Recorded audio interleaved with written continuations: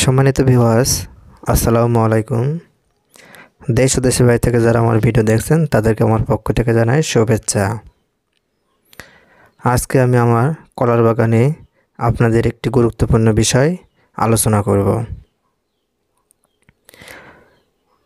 এই কলার বাগানের বয়স হচ্ছে 2 বছর।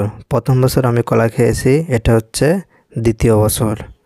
তো দ্বিতীয় বছর যখন কলা গাছ আপনি গোড়ার ঘাস পরিষ্কার করবেন বা গোড়া রিং করবেন, তখন কিভাবে গোড়া রিং করবেন এই ভিডিওতে আপনাদের আমি দেখাবো।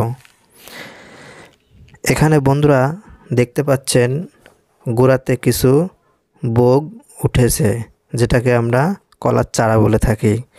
সেই চারাগুলো যদি আপনি কোদাল দিয়ে সুন্দরভাবে মাটি সমান বরাবর কেটে দিতে পারেন, তাহলে দেখবেন আপনার কলা গাছটি সার দেওয়ার পর অনেক সবল এবং শক্তিশালী হবে, দ্রুত কলা গাছ বৃদ্ধি হবে। কেননা কলা গাছের গোড়ে ছোট ছোট বোগ থাকলে ওই বোগে সারের শক্তিগুলো খেয়ে নেয়। তাই আপনি যদি বোগগুলো মাটি হিসে কোদালের সাথে কেটে দিতে পারেন, তাহলে দেখবেন খুব দ্রুত আপনার কলা গাছ বৃদ্ধি পাবে।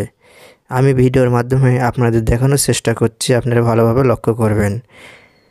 এমনভাবে কাটবেন যেন বোগটা নষ্ট না হয়। একটু উপর দিয়ে কাটতে হবে, মাটি লেভেলে, এতে কোনো সমস্যা হবে না।